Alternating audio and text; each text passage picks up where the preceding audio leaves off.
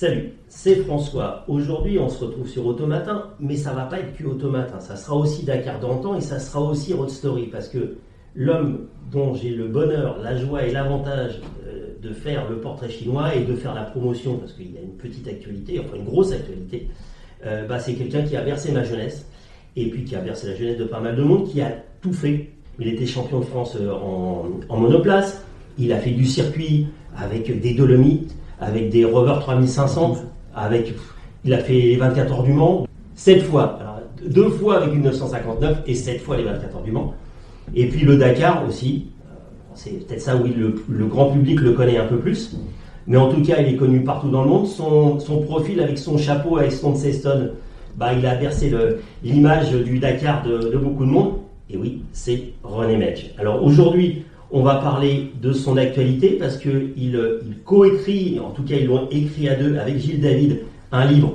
On ne veut pas dire sa biographie, on va dire son histoire, son œuvre, enfin l'histoire de tout ce qu'il a fait. Voilà, c'est biographie, ça fait un peu nécrologie, c'est pas le cas, c'est plutôt ultra positif et de raconter tout. Enfin, je sais pas s'ils ont réussi à tout raconter, parce qu'on a tellement à raconter, ils sont passés à côté des trucs, je suis sûr.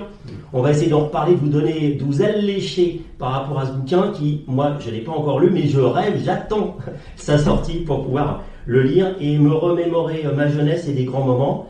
Voilà. Et donc j'ai un homme super souriant en face de moi. Je lui ai amené un magazine que j'avais acheté à 10 ans et ça l'a fait un peu sourire, donc ça me fait très plaisir. La question elle est à vous deux parce que j'ai Gilles David aussi en face de moi et René. Le livre, qu'est-ce qui vous a décidé à écrire le livre avec Gilles sur tout ce que vous avez fait? Le livre, c'est venu au bout d'un moment parce que Gilles me disait tout le temps, il faut écrire un bouquin, c'est dommage de pas laisser une trace, c'est pas, donc ça fait longtemps qu'il me tanne avec ça, quoi. Et puis à un moment donné, j'ai dit allez on y va et j'ai dit il faut qu'on se dépêche parce qu'on a déjà du retard. Et puis il y a du boulot aussi. Il y a du boulot. Bon, et pour aller sur le bouquin, c'est quoi la partie qui vous a le plus amusé, fait plaisir de revenir, de raconter? Toutes les parties m'ont amusé à raconter. Qu'est-ce que on pourrait dire? Il vous a il vous a rappelé beaucoup de choses que vous aviez oubliées, parce que bon, quand on a une carrière comme ça super longue, il y a tout plein de choses qu'on a oubliées, donc il y a beaucoup de choses qui sont venues. Oui, absolument. La majorité d'ailleurs. Majorité des choses j'avais oubliées et ça m'a permis de revenir dessus, quoi. Ouais, mais de toute façon c'est souvent comme ça. Je veux dire, quand il y a une telle carrière, moi j'ai quelques copains pilotes et qui disent on me reparle de trucs, je ne m'en souviens absolument pas. Donc ça, c'est le cas, carrément le cas. Moi on avait fait une petite liste, mais parce que moi c'est mes souvenirs, la Rover 3500 de vitesse voilà. C'est quoi, vous êtes amusé avec cette auto-là? C'était facile? Vous avez été champion de France avec cette auto-là. Comment ça s'est fait? Un peu d'histoire autour de ça. Je me suis énormément amusé à la conduire. Parce que c'était une auto pas facile. Et pourquoi pas facile? Lourde? Elle était, c'était une voiture effectivement lourde, qui prenait de la place. Parce que c'était, comment il l'appelait l'ambulance. Et donc voilà quoi. Mais à la limite, quand on était dedans, ça se conduisait hyper facile. En tout cas, de l'extérieur, ça avait l'air facile. De l'extérieur, ça avait l'air facile. Oui. Mais c'était relativement facile. Et j'arrivais à en faire ce que j'en voulais, pratiquement. Et pour ceux qui ne savent pas, pourquoi la Rover, pourquoi des Range Rover pour le Dakar? Il y a une raison particulière, c'était votre travail à la base, enfin l'affinité avec Land Rover et Rover, c'était quoi? J'étais concessionnaire Austin Rover, donc la base c'était de venir avec une voiture de la marque, Donc au début Triomphe et après Rover. Quand on a eu fini Triomphe, on est passé à la Rover. C'était carrément le cas au-dessus, quoi. Moi, je vais faire le portrait chinois de René Metz. Bon, après, le portrait, c'est compliqué de faire le portrait complet. Ouais, une première question, c'est quoi votre voiture de course perso qui vous vient comme ça, votre voiture préférée que vous avez eue? Qu'est-ce qui vous vient comme ça? C'est quoi votre voiture préférée? Qu'est-ce que ça a été? Ma voiture préférée, ça a été la Porsche, hein. Sans aucun doute. Ah oui, oui. Ouais. Vraiment? Ah oui, vraiment. C'est la seule voiture quand je montais dedans, quand je suis monté dedans pour la première fois, je me suis senti complètement à l'aise. Tout tombait sous la main. Le levier de vitesse, toutes les commandes tombaient sous la main. C'est la seule voiture avec laquelle j'ai eu ça. On va rebondir, et du coup on va rebondir justement sur celle-là. Parce que moi je pose toujours la question, c'est quoi votre record de vitesse? Alors, ça ne veut rien dire le record de vitesse, parce que c'est à quel endroit, et puis c'est une histoire. Oui, il y a deux, pour vous, il y a les records de vitesse, il y en a deux, c'est avec Porsche. Le Mans, c'était quoi? Le Mans 382, et pendant les 24 heures, parce que ils chronomètrent tous les tours de chaque voiture.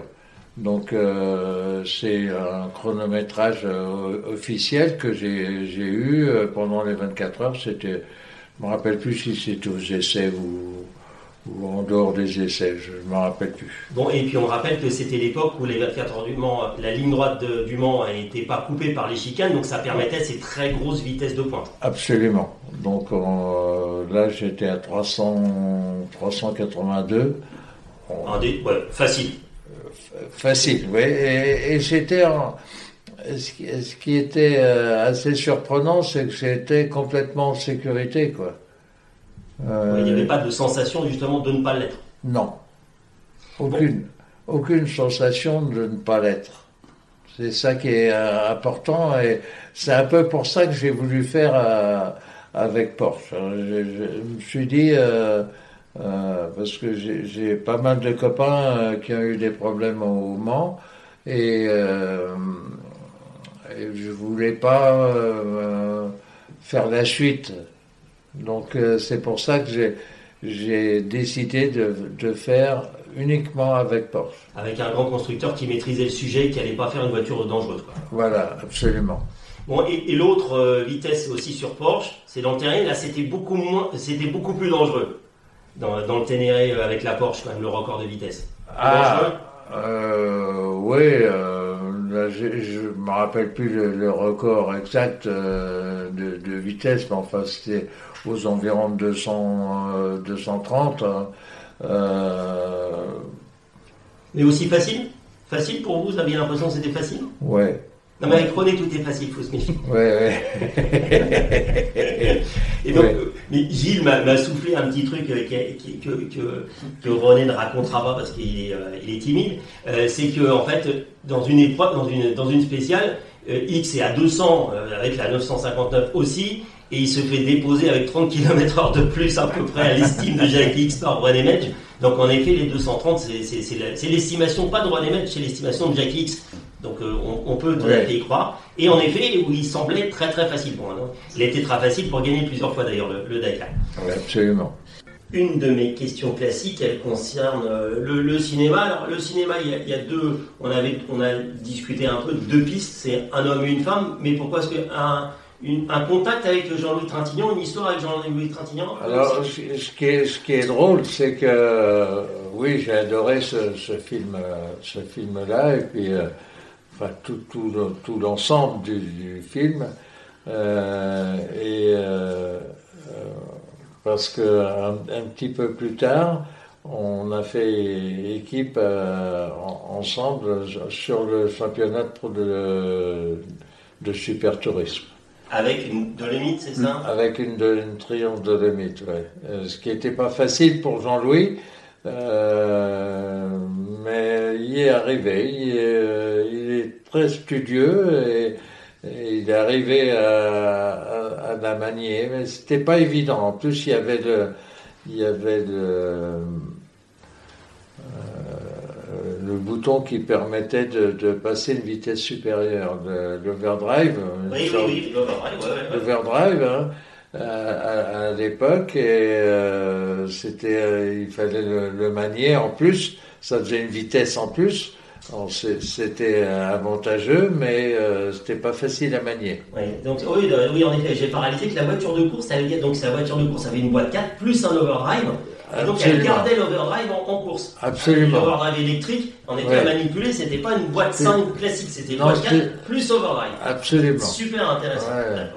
Et bon, et un autre film, c'est Le salaire de la peur. Pourquoi Le salaire de la peur aussi un petit peu le camion, le désert. Ouais, c'est les deux, c'est tout réuni, ouais. Le danger et le danger dans le Sahara, quoi. En gros, c'était ça, hein, c'était le Sahara qu'il fallait affronter, et ça m'avait marqué. Précision, c'est que Monsieur René Metz a aussi le permis camion, il a aussi fait le Dakar en camion, il a aussi gagné les 24 heures camion. Donc voilà, on va passer la journée pour faire le palmarès de tout ce qu'a fait René Metz. Moi, j'ai retrouvé des photos avec le Leland aux 24 heures du Mans, avec René Metz au volant, et avec le chapeau toujours à la descente du camion.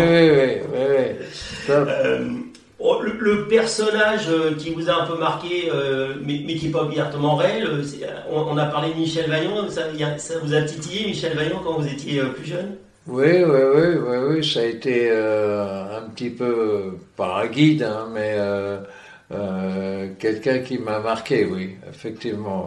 Michel Vaillant, c'était une histoire à raconter, hein, mais ça me... C'était une histoire qui m'allait bien. Bon, et puis on va parler de gens célèbres indirectement, et on va parler de road trip, de choses qu'on fait à deux dans une voiture. Alors j'ai dit, qu'est-ce que vous aimeriez faire? Mais en fait, le truc que vous aimeriez faire, c'est un truc que pas mal de gens auraient aimé faire, parce que vous avez couru avec Johnny Hallyday. Alors, exact. Donc c'est quand même dans la catégorie road trip, c'est pas mal. Donc 2-3 petits détails par rapport à cette expérience-là.